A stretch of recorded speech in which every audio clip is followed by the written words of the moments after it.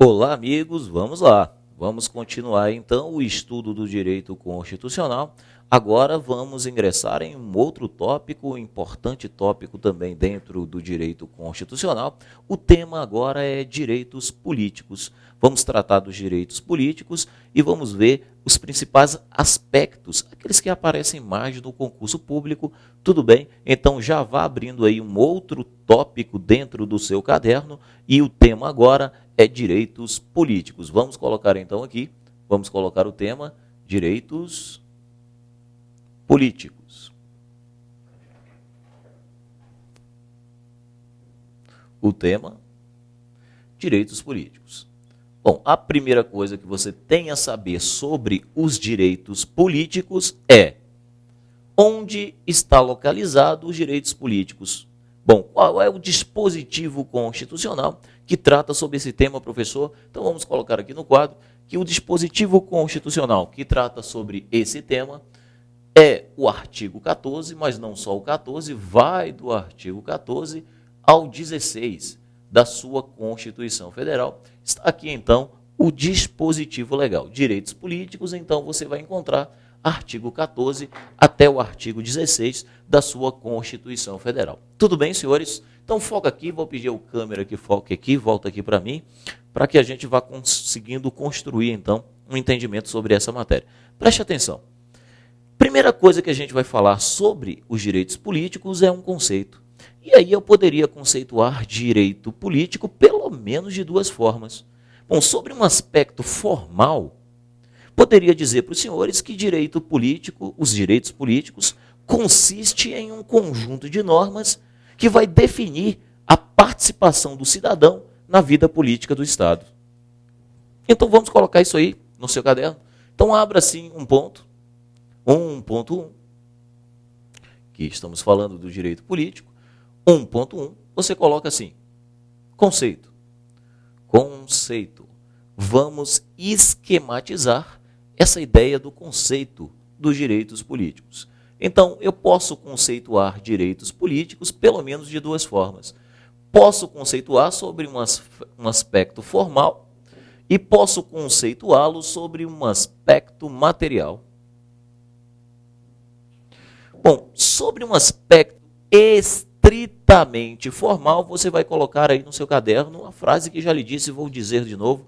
Então, direitos políticos sobre um aspecto formal, eu poderia dizer que nada mais é do que um conjunto de normas constitucionais, normas que estão previstas na Constituição, mais precisamente do artigo 14 ao 16. Então, é um conjunto de normas constitucionais que vai definir a participação do cidadão na vida política do Estado, nos rumos políticos que o Estado vai tomar. Tranquilo quanto a isso, senhores? Então, esse é um conceito formal. Agora, eu também tenho um conceito material.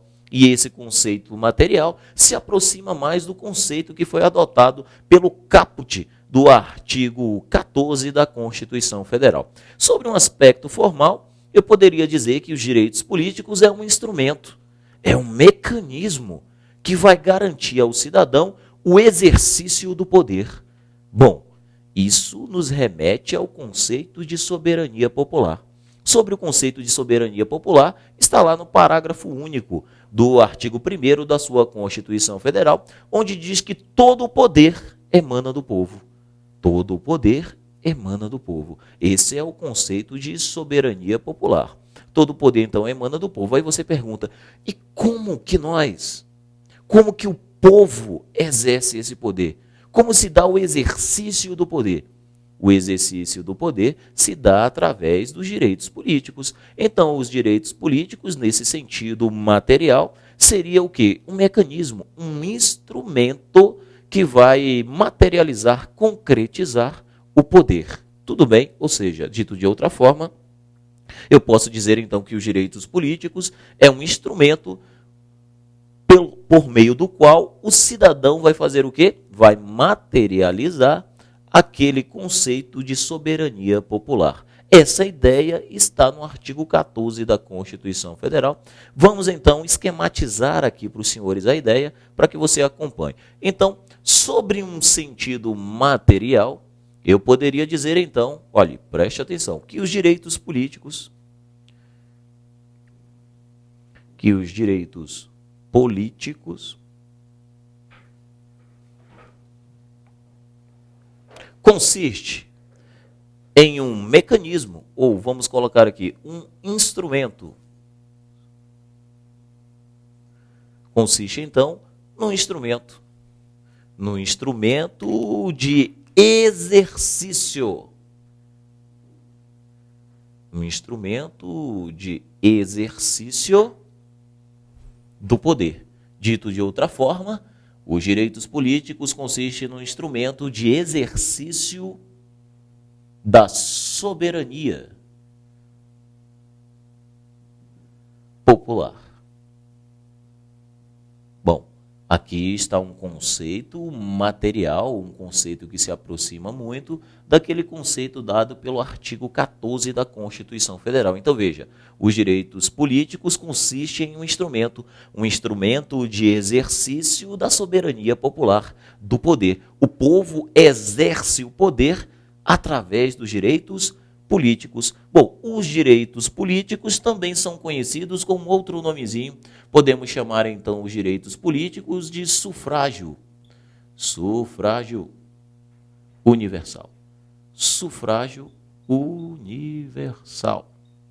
Então, os direitos políticos ou o sufrágio universal é um instrumento de exercício da soberania popular. Dito de outra forma, a soberania popular será exercida pelo sufrágio universal. É isso que está no artigo 14 da Constituição Federal, dizendo que a soberania será exercida, o seu exercício se dará por meio do sufrágio universal. E o que é o sufrágio universal? Ora, são os direitos políticos ditos de uma forma abstrata, ou seja, dito de uma outra forma, o sufrágio universal nada mais é do que o direito de você votar e ser votado. Quando falamos em sufrágio universal, estamos nos referindo tanto ao direito político ativo, direito de voto, quanto ao direito político passivo, direito de ser votado. Tudo bem? Bom, esse desenho aqui traduz, senhores, o que está escrito no artigo 14 da sua Constituição Federal.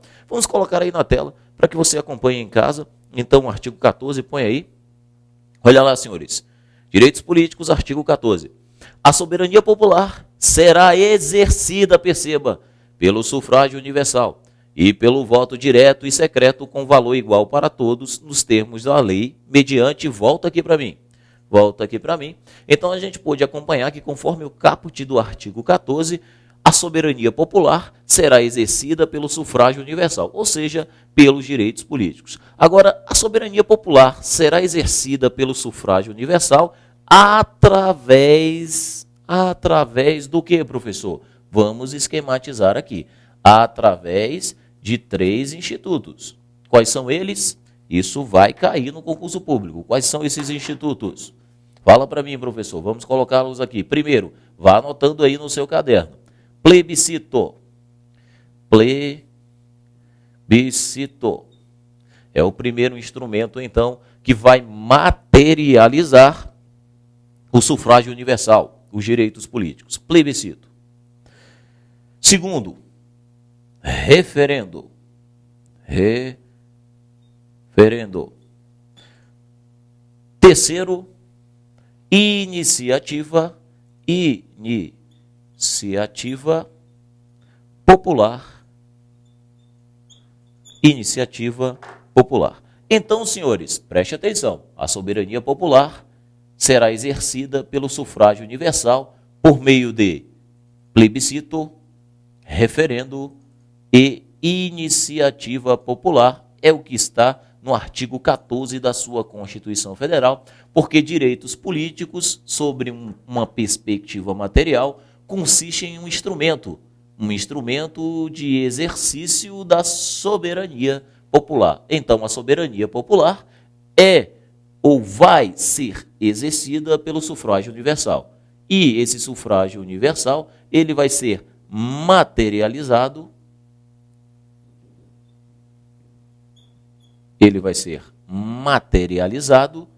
nesses institutos: plebiscito, referendo e iniciativa popular de lei. Nesse sentido, vamos voltar aí para o mesmo artigo. Põe aí na tela para que você possa acompanhar em casa. Olha aí, de novo. A soberania popular será exercida pelo sufrágio universal e pelo voto direto e secreto, com valor igual para todos, nos termos de leis, mediante, olha aí os institutos, plebiscito, referendo e iniciativa popular de lei. Volta aqui para mim. Então, senhores, como podemos ver, a soberania popular é exercida pelo sufrágio universal, materializando-se esse sufrágio universal em 3 institutos: plebiscito, referendo e iniciativa popular de lei. Agora preste atenção. Professor, qual é a diferença entre plebiscito e referendo? Em que consiste a diferença entre esses dois? Primeiro, ambos, tanto o plebiscito quanto o referendo, são formas de se convocar a população para que emite sua opinião sobre um ato administrativo ou um ato legislativo.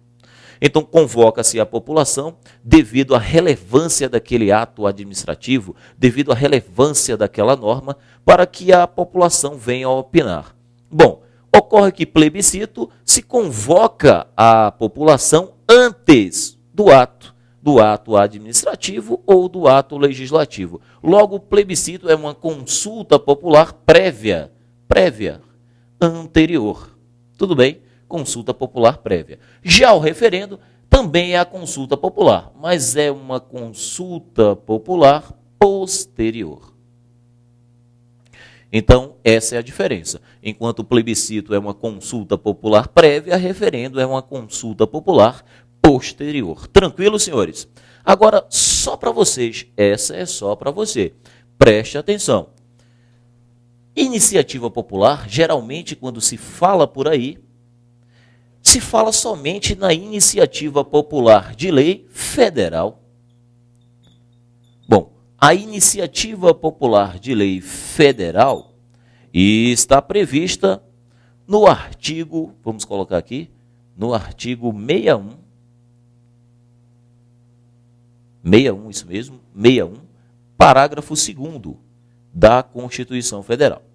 E lá diz que a iniciativa popular de lei será exercida através da subscrição de, no mínimo, 1% do eleitorado nacional. Então, para que o povo possa apresentar um projeto de lei na Câmara dos Deputados e esse projeto venha a ser apreciado pelo Congresso Nacional, é preciso 1%, vamos colocar aqui, 1% do eleitorado nacional. 1% do eleitorado nacional.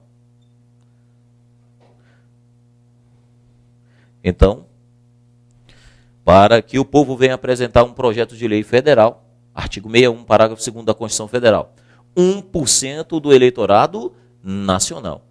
O professor poderia, então, apurar esse 1%, poderia ir, então, para São Paulo, que é um estado populoso, chegando lá em São Paulo, eu apuraria, então, esse 1% do eleitorado nacional só com o povo paulista. Poderia? A resposta é não. Não, porque no parágrafo 2º do artigo 61 da Constituição Federal, prevê o seguinte, que além de 1% do eleitorado nacional, esse 1% deve estar distribuído pelo menos por 5 estados diferentes. Então, vamos colocar aqui, 1% do eleitorado nacional, mas em 5 estados. 5 estados diferentes. De modo que, em cada um desses estados, tenha pelo menos 3 décimos por cento, 3 décimos por cento, vou colocar assim, 3 décimos por cento em cada um deles. Tudo bem? Beleza? Então, esses são os requisitos para que você possa apresentar um projeto de lei federal. Tudo bem? Projeto de lei federal, então, para que o povo possa apresentar esse projeto, precisa da subscrição, ou seja, da assinatura com o respectivo título de eleitor, de 1% do eleitorado nacional, dividido por 5 estados diferentes, de modo que em cada estado não tenha menos que 3 décimos por cento desses votos. Tudo bem? Dessas assinaturas, melhor dizendo. Tranquilo, senhores? O que não costuma ser falado pelos professores é o seguinte: é que não existe só iniciativa popular de lei federal, não.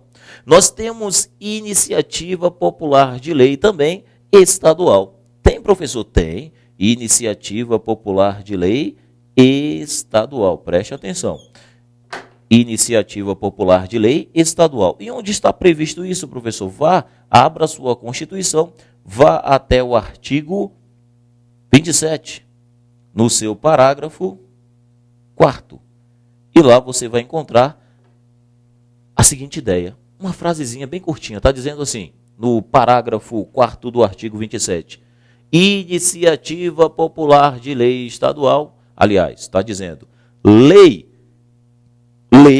disporá sobre a iniciativa popular de lei estadual. Lei disporá sobre a iniciativa popular de lei estadual. Ou seja, é uma norma, a gente já viu isso, é uma norma de eficácia limitada. Aquela norma que remete você para uma lei. Bom, então quais são os requisitos, professor? Não sei, não está na Constituição. A Constituição diz é que lei que vai dispor sobre isso. Então, os respectivos estados elaborarão suas leis que vai dispor, então, sobre a iniciativa popular de lei estadual, conforme o artigo 27, no seu parágrafo 4º. Professor, e se por acaso não tiver a lei? Já estudamos isso. Diante da omissão legislativa, se o constituinte originário estabeleceu a iniciativa popular de lei, conforme o artigo 27, parágrafo 4º, para que uma lei infraconstitucional viesse dispor sobre isso, então o legislador ordinário deveria elaborar a lei. Se ele não elaborou, estamos diante de uma omissão legislativa. Diante de uma omissão legislativa, cabe o quê? Você já aprendeu isso. Cabe mandado de injunção, para garantir o exercício do direito na falta da norma regulamentadora. Tudo bem? Professor, mas tem também iniciativa popular de lei municipal? Temos iniciativa popular de lei municipal? Temos sim. Você vai então até o seu artigo 29, no inciso 13, artigo 29, inciso 13 da Constituição Federal, e você vai lá perceber que o constituinte originário também falou de iniciativa popular de lei municipal. Então, nós temos as três. Iniciativa popular de lei federal. Quais são os requisitos? 1% do eleitorado nacional distribuído por 5 estados, com não menos de que 0,3% em cada um deles. Iniciativa popular de lei estadual. Temos também. Artigo 27, parágrafo 4º, diz que lei é que vai dispor sobre a iniciativa popular de lei estadual. Artigo 29, inciso 13, iniciativa popular de lei municipal. Nesse caso, basta, então, 5% do eleitorado municipal. Então, 5% do eleitorado municipal. Conforme, então, o artigo 29, no seu inciso 13. Tranquilos, senhores? Esquematizando aqui, então, a primeira ideia sobre direitos políticos para os senhores. Vamos continuar, então.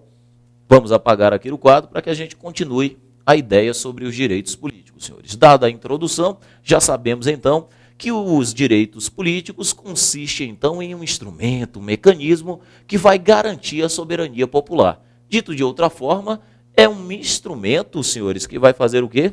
Materializar, concretizar a participação do cidadão na vida política do Estado, através de 3 institutos. Quais são eles?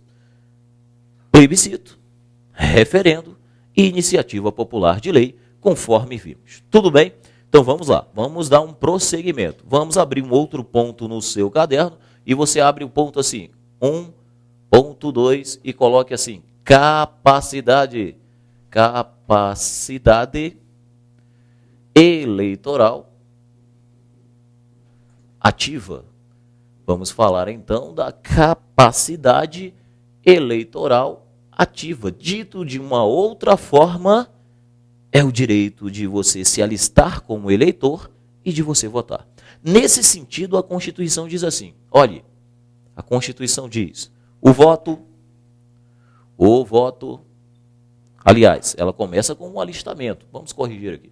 O alistamento, primeiro. O alistamento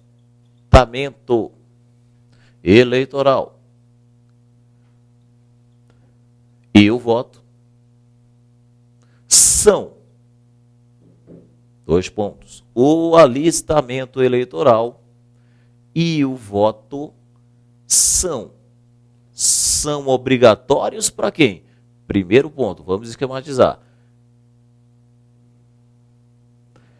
Então, nesse ponto, queremos saber para quem que o alistamento eleitoral e o voto são obrigatórios. Para quem que o alistamento eleitoral e o voto é obrigatório conforme nossa Constituição Federal? Bom, conforme o texto constitucional, o alistamento eleitoral e o voto são obrigatórios. Vamos esquematizar aí no seu caderno. Ó, são obrigatórios para quem? Para quem que o voto e o alistamento é obrigatório?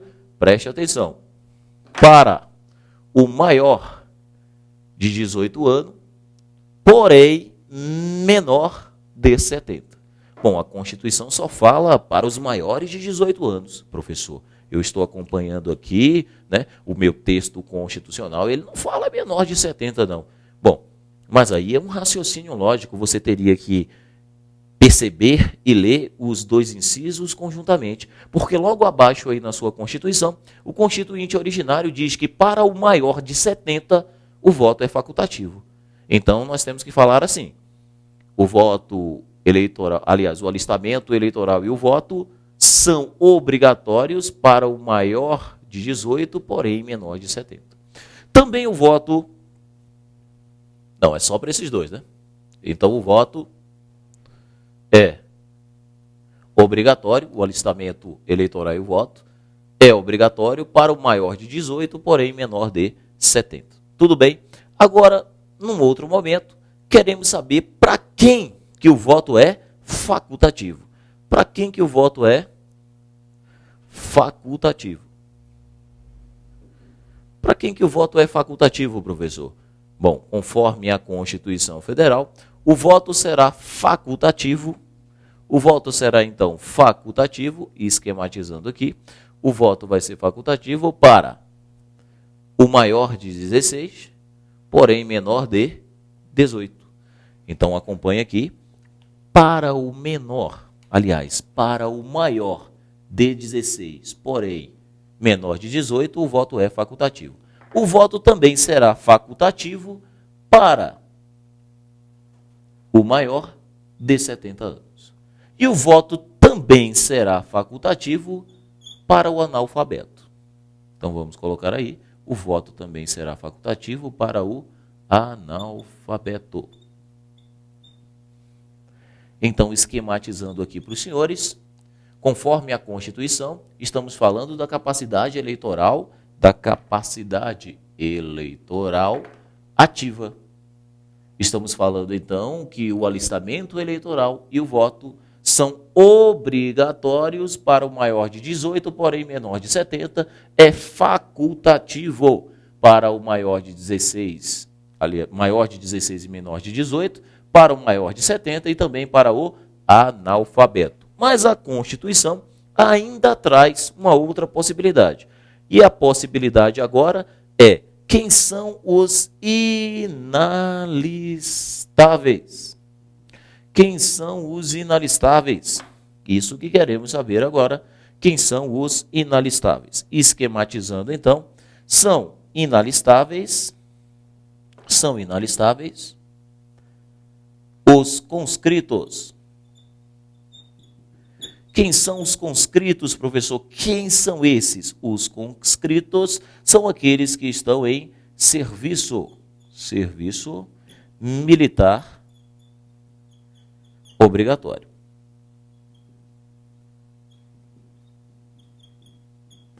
Então, aqueles que estão em serviço militar obrigatório são os conscritos. Então, os conscritos, conforme a Constituição Federal, são inalistáveis. Também são inalistáveis os estrangeiros. Os estrangeiros também são inalistáveis.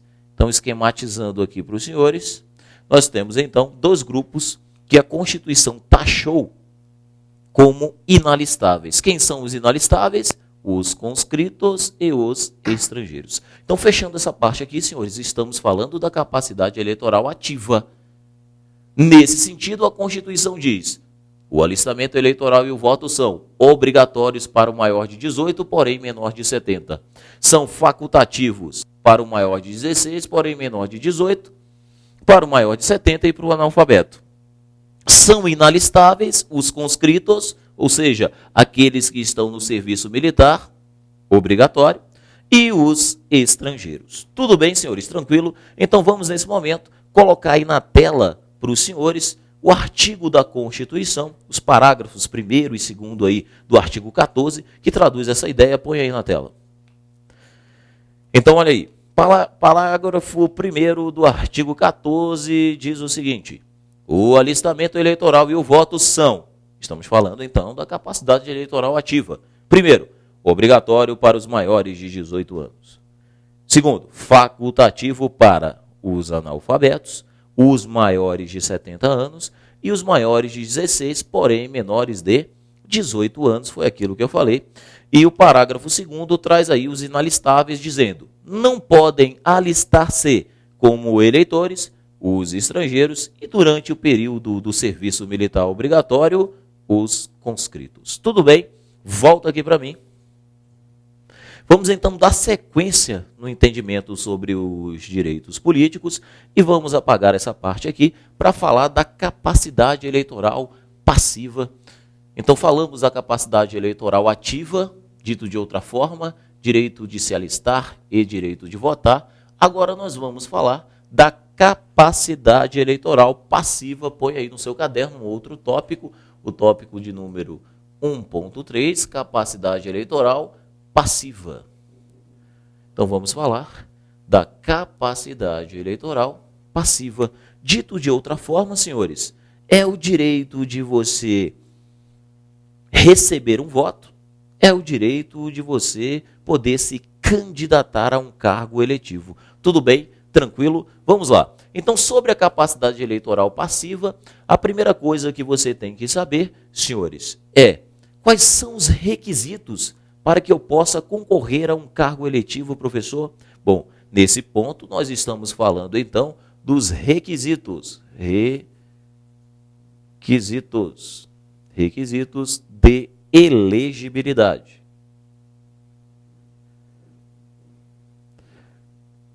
Requisitos de elegibilidade.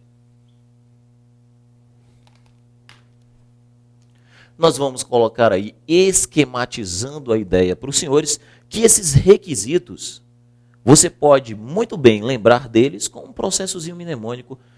Professor, onde estão os requisitos de elegibilidade? Onde estão esses requisitos? Olha só, eles estão na DPF, ó, na Delegacia de Polícia Federal. Mas, cãozinho dos infernos, pelo amor de Deus, não vá lá na Delegacia de Polícia Federal dizer que o professor Elias falou que os requisitos estão lá. Isso é só um processo mnemônico para que você consiga memorizar, não é isso? Quais são os requisitos de elegibilidade. Então, quais são os requisitos, professor? Olha aqui, vamos preencher para você. Primeiro requisito, nacionalidade.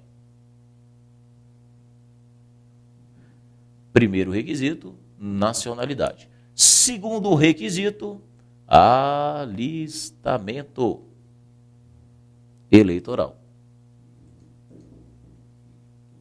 Então, primeiro requisito, nacionalidade. Segundo requisito, alistamento eleitoral. Terceiro requisito, professor, domicílio na circunscrição.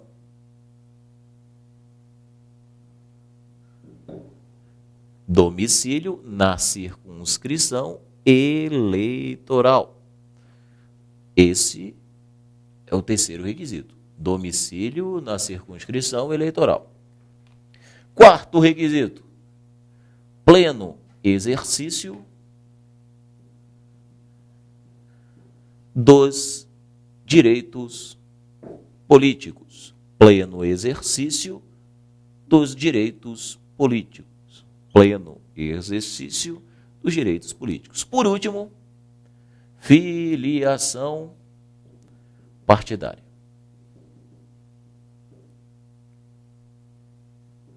Então, por último aqui, o último requisito de elegibilidade é a filiação partidária. Então, fechando, senhores, o entendimento sobre a matéria, estamos falando da capacidade eleitoral passiva, nós estamos falando, então, da possibilidade de você ser votado, estamos falando do direito de se alistar a um cargo eleitoral e ser votado. Bom, para tanto, você precisa preencher alguns requisitos. Requisitos de elegibilidade. Quais são eles? Nacionalidade, alistamento eleitoral, domicílio na circunscrição eleitoral, pleno exercício dos direitos políticos e a filiação partidária. Espero que isso tenha ficado fácil para os senhores, porque o direito constitucional é fácil.